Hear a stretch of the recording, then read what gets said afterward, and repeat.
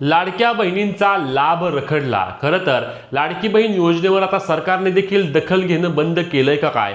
ज्या लाडक्या बहिणींमुळे आम्ही सत्तेत आलो, जे लाडकी बहीण योजना आमच्यासाठी खूप जास्त महत्त्वाची आहे असे सरकारच्या वतीने मंत्र्यांच्या वतीने सांगितलं जायचं, त्याच लाडक्या बहिणींचे हप्ते आता रखडतायत। मागील 5-6 महिन्यांपासून लाडक्या बहिणींना वेळेवर पैसे मिळत नाही आहेत। यावेळी देखील लाडक्या बहिणींचे 2 महिन्यांचा लाभ रखडला आहे आणि सरकारने आता याची लवकरात लवकर दखल घेऊन लाडक्या बहिणींच्या खात्यावरती वितरण करणे आवश्यक असणार आहे।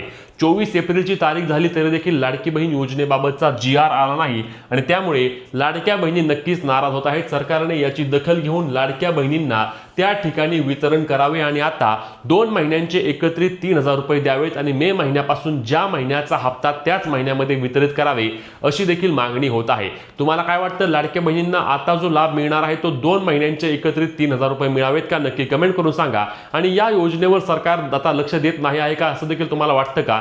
हे देखील कमेंटच्या माध्यमातून सांगायला विसरू नका। ही व्हिडिओ शेअर करून अपडेटसाठी आपल्या पेजला फॉलो आणि चॅनलला सबस्क्राइब करा।